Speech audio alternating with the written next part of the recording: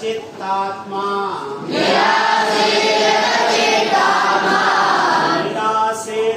चित्तात्मा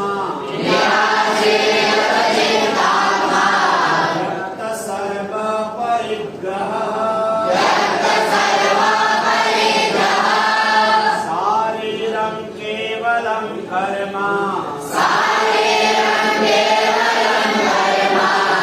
कुर्वन्नाप्नोति किल्बिषम्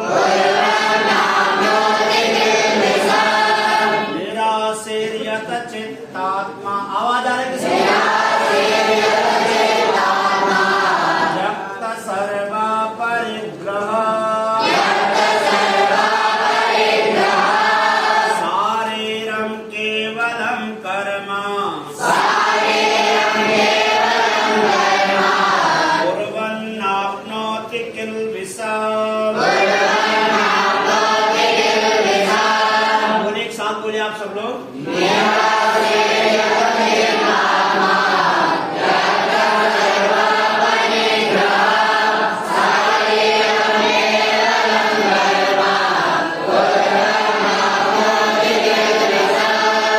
अब ऐसे व्यक्ति के विषय में बता रहे हैं जो व्यक्ति सारे कर्मों को करके भी कर्म बंधन में नहीं आता। देखो कर्म का बंधन क्या है कि अगर हम अच्छा काम करेंगे तो हमें पुण्य मिलेगा, ठीक है।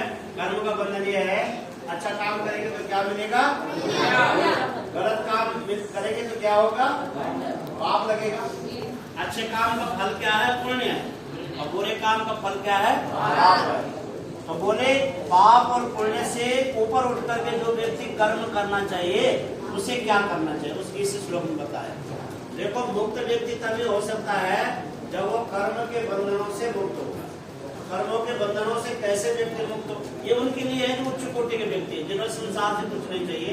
हमें तो चाहिए, हमें पद प्रतिष्ठा सम्मान चाहिए, या फिर ज्ञान चाहिए, या पद चाहिए, नौकरी चाहिए, उसके लिए तो हमें कर्म करना होगा। लेकिन कुछ लोग ऐसे संसार, देखो बेहतर ध्यान दो, ये सीखने वाली बात है। कुछ लोग संसार में ऐसे हैं जो कर्म करते हुए भी कर्म बंधनों में नहीं आना चाहते, उनके विषय में बताया। ध्यान से एक शब्द सुनेंगे, निराशीर्यत चित्तात्मा, जो जिसने अपने आत्मा को, अपने मन को यत्न करके जीत लिया है और किसी में उसकी कोई आशा नहीं है। निराशीर्यत चित्तात्मा त्यक्त सर्वा परिग्रह। दूसरी विशेषता क्या है उसकी, सारे शरीर से संबंधित जितना भी परिग्रह है, परिग्रह का मतलब जो भी हम जुटाते हैं, घर मकान इत्यादि जो भी हम जुटा रहे हैं, शरीर का आग्रह है। तो शरीर संबंधी जितने भी परिग्रह है, जिसने इसको त्याग दिया है, उसे कुछ नहीं चाहिए फिर भी कर्म कर रहा है। अपना मकान नहीं है, अपना कुछ नहीं है, फिर भी दिन रात कर्म में लगा है। वो किसके लिए, समाज के लिए।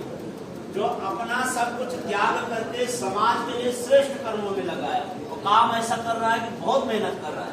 कुछ लोग तो बंधन में आकर के कर्म कर रहे हैं, लेकिन कुछ लोग काम पूरे निष्ठा से कर रहे हैं। किसके लिए कर रहे हैं, समाज के लिए।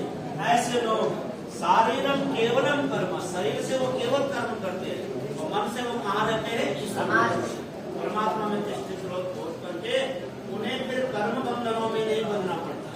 मतलब कभी कभी क्या होता है कि समाज को सुधारने के लिए किसी व्यक्ति को डांट दिया, तो किसी को कोई नियम में लगाने के लिए कुछ नियम कड़े करने पड़ते हैं, तो किसी का उसमें बुरा भी हो जाता है।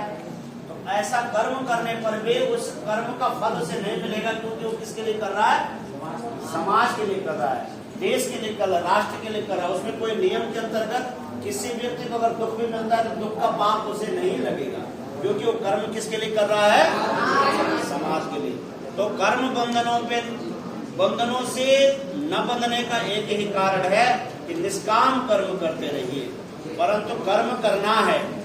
गीता कहती है कि बिना कर्म के व्यक्ति आप जो है कर्म किए हुए, बिना कर्म किए हुए आप सिद्धि को प्राप्त। अगर आप महान बनना चाहते हो, आपको क्या करना पड़ेगा, महान कर्म करना पड़ेगा।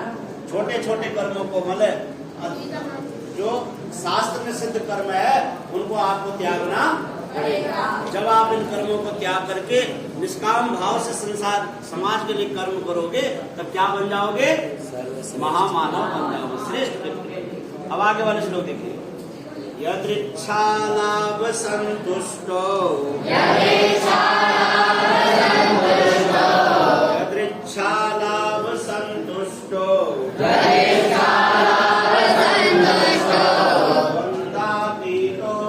अक्षरः